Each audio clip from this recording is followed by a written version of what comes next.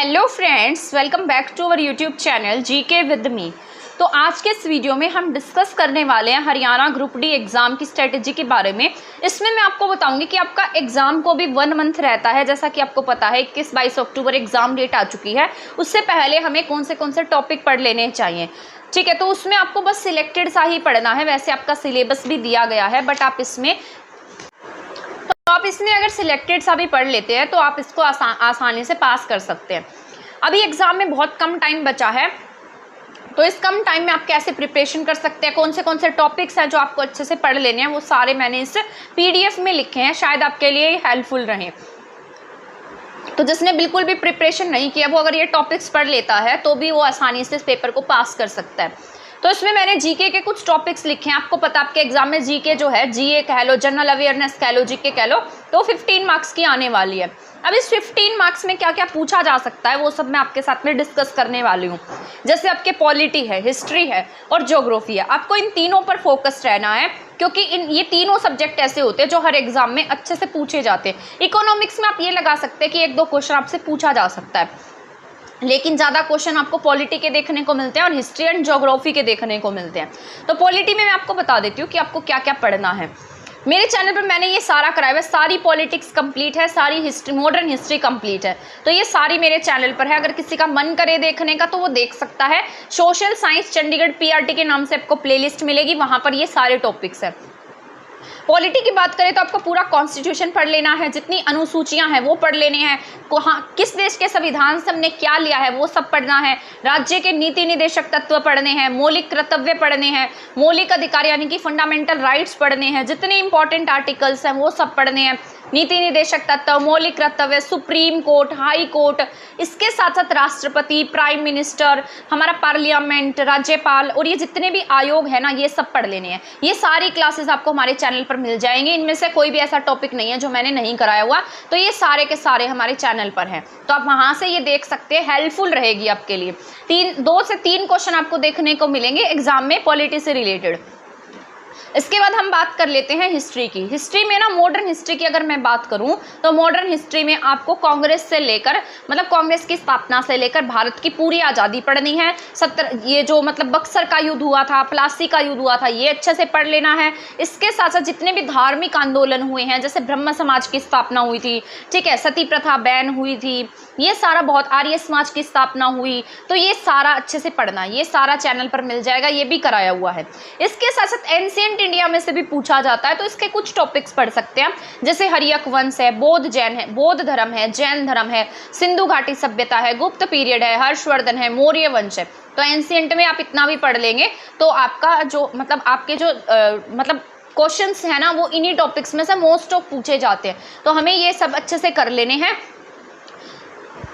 तो ये सब्जेक्ट आप अच्छे से पढ़ लेना। इसके साथ साथ अब मैं डिस्कस करने वाली हूँ ज्योग्राफी के कुछ टॉपिक्स। ज्योग्राफी में भारत की भौगोलिक स्थिति, rivers, lakes, national park, Ramsar sites, UNESCO, ठीक है, तो ये सारा पढ़ना है ज्योग्राफी में। यूनेस्को से भी कई बार क्वेश्चन आ जाता है। वर्ल्ड ज्योग्राफी में आपको वर्ल्ड की लेक्स एंड रिवर्स पढ़ लेनी है, ठीक है। तो इसके साथ अब हम इकोनॉमिक्स की बात करते हैं। इकोनॉमिक्स में से ना आपको ज़्यादा सिरदर्दी लेने की जरूरत नहीं है, 1 या 2 क्वेश्चन देखने को मिलेगा। उसमें भी RBI, प्लानिंग कमीशन, GDP, ये सब पूछा जा सकता है, या कुछ ऐसा भी हो सकता है कि टफ पैटर्न बना दिया जाए इकोनॉमिक्स का। बट आपका ग्रुप डी का एग्जाम है ना, तो हम लगा सकते हैं कि शायद आपसे आसान पूछा जाए। लेकिन अगर इसमें कैंडिडेट ज़्यादा है तो आप ये भी लगाकर चल सकते हैं कि इसमें आपका पेपर जो है वो शायद थोड़ा टफ बना दिया जाए। अब हम बात कर लेते हैं रीजनिंग की। रीजनिंग में आपको बेसिक रीजनिंग करनी है, बहुत ज़्यादा टफ रीजनिंग आपको देखने को नहीं मिलने वाली है। अल्फ़ाबेट्स हो गए, जैसे कोडिंग, डिकोडिंग है, डायरेक्शन डिस्टेंस का टॉपिक होता है, ब्लड रिलेशन होता है, एनालॉजी होती है, सिलोलिज्म का टॉपिक होता है, क्लासिफिकेशन होता है, ऑर्डर एंड रैंकिंग में लगाना होता है। तो 10 मार्क्स में आप ये टॉपिक्स कर सकते हैं। इसके बाद जैसे कैलेंडर भी कर सकते हैं, घड़ी वाला टॉपिक भी कर सकते हैं। इसके साथ मैथ्स में आपको HCF, LCM, ये तो आपके सिलेबस में भी दिया गया है और ये हर एग्जाम में पूछा जाता है। HCF है, LCM है, प्रॉफिट लॉस है, परसेंटेज है, एवरेज है, डिस्काउंट है, CISI है, partnership, time and work, time and distance, trigonometry, mixture and allegation, तो ये सारे टॉपिक आपको मैथ्स में करने हैं। तो यहाँ से मैथ्स आपका 15 मार्क्स का आने वाला है। साथ साथ ज्योमेट्री का भी पोर्शन करना है, क्योंकि मैथ आपका 15 मार्क्स का है। आपने पहले CET में देखा होगा, वैसे तो क्वेश्चन इतने टफ नहीं थे, इजी थे, बट लेंथी बहुत है, कैलकुलेशंस बहुत टाइम लग रहा था। तो आपको प्रैक्टिस करनी है अच्छे से यहीं पर मैथ्स की। तो आप मैथ्स में ये क्वेश्चंस कर सकते हैं। इसके बाद हम बात कर लेते हैं इंग्लिश की। इंग्लिश के 10 मार्क्स की बात करें तो एक्टिव पैसिव वॉइस अच्छे से करने हैं, नरेशंस अच्छे से करनी है, सिनोनिम एंटोनिम अच्छे से करने हैं, स्पेलिंग्स अच्छे से कर लेनी है, one word substitutions, idioms and phrases, direct indirect speech, tense, ये सारा का सारा अच्छे से करना है। तो ये जितने टॉपिक इंग्लिश के बताए हैं 10 मार्क्स में इतने ही सफिशिएंट रहेंगे। अगर आप इन्हें कर लेते हैं तो मतलब आपके लिए हेल्पफुल रहने वाला है। इसके बाद हम बात कर लेते हैं हिंदी की। हिंदी भी आपकी 10 मार्क्स की रहेगी। तो इसमें अलंकार, स्वर, व्यंजन, मुहावरे, लोकोक्तियाँ, कारक, काल, तत्सम, तद्भव, अलंकार, समास, ठीक है, इसके साथ विशेषण, क्रिया विशेषण, संज्ञा, उपसर्ग और प्रत्यय, ये सारे टॉपिक पढ़ लेना हिंदी में, ये आपके लिए हेल्पफुल रहने वाले हैं। हरियाणा जी की आपको पूरी करनी पड़ेगी, सारी डिस्ट्रिक्ट्स पढ़नी पड़ेंगी क्योंकि 25 मार्क्स की आ रही है तो आसान नहीं होगी। मतलब ऐसा नहीं कह सकते कि आप इसमें तुक्के मार देंगे, तो आपको ये अच्छे से कर लेनी है। या जिसने पहले पढ़ी है उसके लिए तो बहुत इजी हो जाएगा ये। और साथ साथ आपको सारे प्रीवियस ईयर करने हैं। अब जितनी भी हरियाणा जी की आई है वो सारी प्रीवियस ईयर बेस्ड आई है। और इसमें ना आपको करंट अफेयर भी करना है क्योंकि जो आपका एग्जाम है वो HSSC कंडक्ट नहीं करा रहा है, NTA कंडक्ट करा रहा है। आपने पिछली बार भी देखा होगा कि हरियाणा करंट में से क्वेश्चन आए थे। तो अब ये अगर NTA कंडक्ट कराएगा तो आपको ये लगा कर चलना है कि आपके 5 नंबर जो है वो करंट अफेयर से बनने वाले हैं। तो आपको करंट अफेयर्स भी अच्छे से करना है।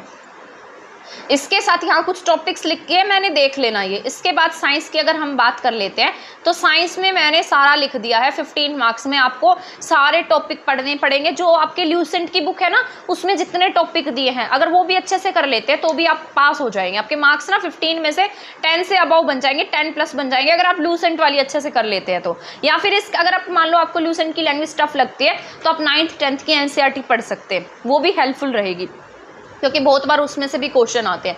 तो ये आपका पूरा कंप्लीट हो गया है हरियाणा ग्रुप डी एग्जाम का सिलेबस जो मैंने आपको बताया है, ठीक है। तो ये अगर आप ये कर लेंगे 1 महीना पहले, इसको अच्छे से पढ़ लेंगे, सारे टॉपिक्स अगर पहले आपने किए हैं इनको बहुत अच्छे से रिवाइज कर लेते हैं। या फिर अगर मान लो आपने नहीं किया तो अब भी आप स्टार्ट करेंगे और डेली के एक सिलेबस करते जाएंगे तो भी आपको मतलब आगे मतलब आप एग्जाम पास कर सकते हैं। तो ये टॉपिक्स अच्छे से पढ़ लेना, जिसने भी नहीं किया है उसके लिए ये हेल्पफुल रहने वाला। तो ऑल द बेस्ट आप सभी को। आपके एग्जाम में 1 मंथ रहता है तो इसकी प्रिपरेशन आप अच्छे से करिए। मिलेंगे नेक्स्ट वीडियो में किसी नेक्स्ट टॉपिक के साथ, तब तक आप हमारे चैनल के साथ बने रहें। Thank you.